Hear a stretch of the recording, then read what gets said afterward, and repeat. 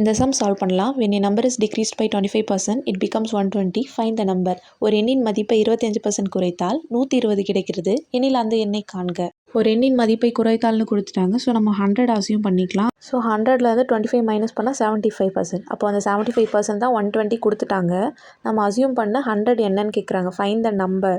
So வந்து நம்ம 100 தான் என்னன்னு கண்டுபிடிக்க போகிறோம். புரியுதுக்காக இன்னொரு வாட்டி சொல்கிறேன். ஒரு எண்ணின் மதிப்பை 25% குறைத்தால் 120 கிடைக்கிறது எனில் அந்த எண்ணை காண்க அப்படி சொல்லிட்டாங்க.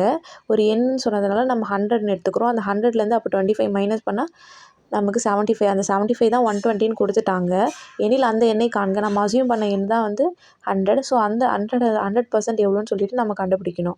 இதை வந்து நம்ம பாக்ஸ் மெத்தடில் எழுதிக்கலாம். இந்த பாக்ஸ் மாதிரி 4 சைடஸும் வந்து டேபிளால் கேன்சல் பண்ணிக்கலாம். ஆனால் நடுவில் மட்டும் வந்து கிராஸ் மல்டிபிள் தான் பண்ணணும். இப்போ டேபிள் வச்சு கேன்சல் பண்ணலாம். 25 ஆர் 100, 15 5 ஆர் 75, 115 ஆர் 15, 8 15 ஆர் 120. இப்போது 8 × 20 பண்ணோன்னா நமக்கு ஆன்சர் வந்து 160 கிடைக்கும். இந்த கொஷினுக்கான ஆன்சர் ஆப்ஷன் சி. இந்த சம்க்கான ஆன்சர் உங்களுக்கு தெரிஞ்சால் கமெண்ட் பண்ணுங்கள்.